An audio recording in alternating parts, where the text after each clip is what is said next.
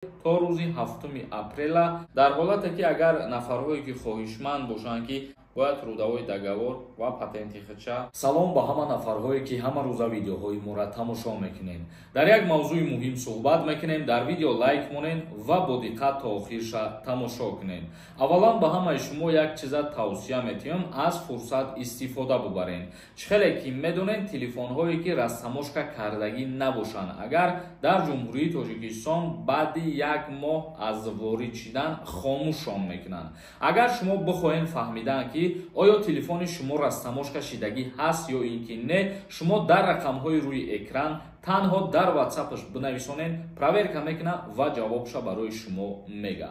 Хоб, мавзӯи асосии имрӯзара шурӯъ мекунем. Парвози ҳавопаймоҳо аз шаҳри Бохтар ба Москва бекор карда шуданд.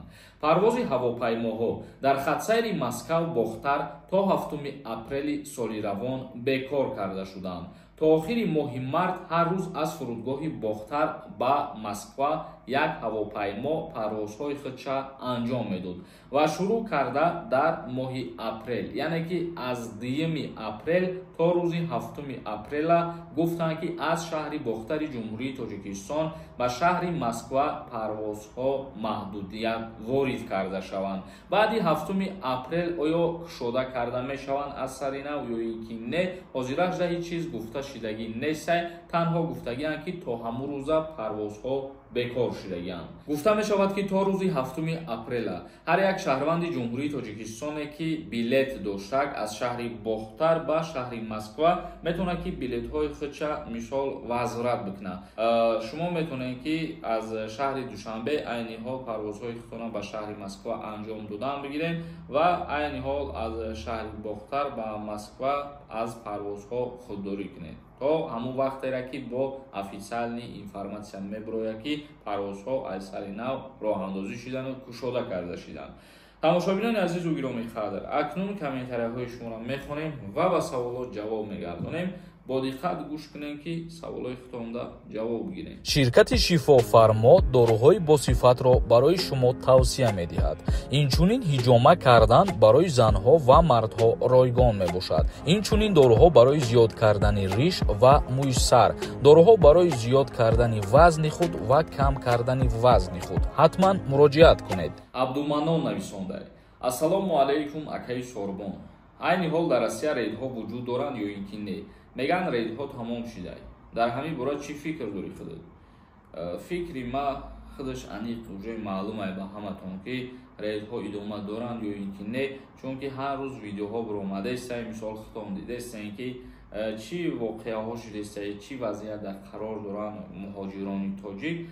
Мақсади гап ки бо эҳтиёт бошен, просто ки ба мисли пештара ҳамун допроскуниву пурсупоскунишон зиёдтар шидагиад. Тамом. Так ҳар ду шаҳрвандо мисол рафт омад кардестиян, аз Россиярам ба Тоҷикистон омадестиян ё аз Тоҷикистонам ба Россия сафар кардестиян. Як каси дигар нависонда: ассалому алайкум ака. Мегуфтӣ даъваткунӣ ба хизмат дар Тоҷикистон сар шидагӣ ҳаста ё ки не? Дар ҳамин мавзӯъ информатсияи аниқте. Бале, даъваткунӣ ба хизмати ҳарбӣ аз 1 апрел аллакай сар шидагӣ. Як каси дигар нависонда: ассалому алайкум акаи Сорбон. Агар дар Тоҷикистон хизмат карда бошӣ, мебаранд хизмат.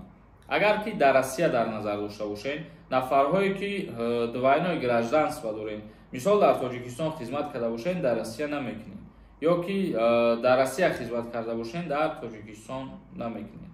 Як каси дигар нависонда: ассалому алайкум акаи Сорбон. Дар ҳолате ки шароит набоша барои супоридани алимент, чӣ кор кардан дар кора? Новобаста аз музди маош ё ки шароит дорен ё ки надорен, аз ҷониби падар барои фарзанд ситонидани алимент ҳатмӣ ва зарурӣ мебошад. Як каси дигар нависонда: акама ҳуҷҷати яккаписарӣ кардам, хизмат мебарам. Нафарҳое ки ҳуҷҷати яккаписарӣ дорен, аз даъваткунӣ ба хизмат озод ҳастед. Як кас нависонда: бозӣ кай мегузаронед? ҳозираш дар ин канал бозӣ нест. Як каси дигар нависонда: салом алайкум акаи Сорбон. дар бораи уведомления як бифаҳмон.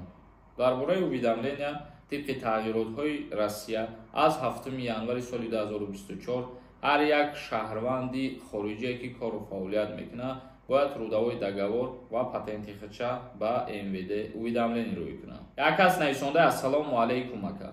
Як савол буд. Дар Тоҷикистон кай амнистия мешавад? Шавҳару маҳкамаи дар Тоҷикистон раҳмат пешакӣ. Оиди Авфи Маҳбусон, президенти ҷумҳурии Тоҷикистон муҳтарам Эмомалӣ Раҳмон қонун қабул мекунад. Баъдан аниқ мешавад.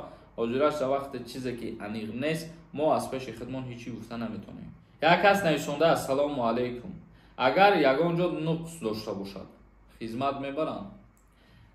Оиди нафарҳое ки аз даъваткунӣ ба хизмати ҳарбӣ озод мебошанд, яке аз нуқсҳое ки мисол ҳаст дар одамизод касали пӯста дар назар доранд. Мисол сафедшавии пӯста ё ки пес шидани пӯста. Ҳамин касалҳо, ҳамин нуқсҳо ба артиш даъват карда намешаванд ва дар мавзӯи киҳо умуман аз хизмат озод мебошанд мо як видеои алоҳида дорем ва ҳамаша номбар кардагӣ ҳастем ки кадом намуд гурӯҳи одамо аз даъваткунӣ ба хизмат озод ҳастанд.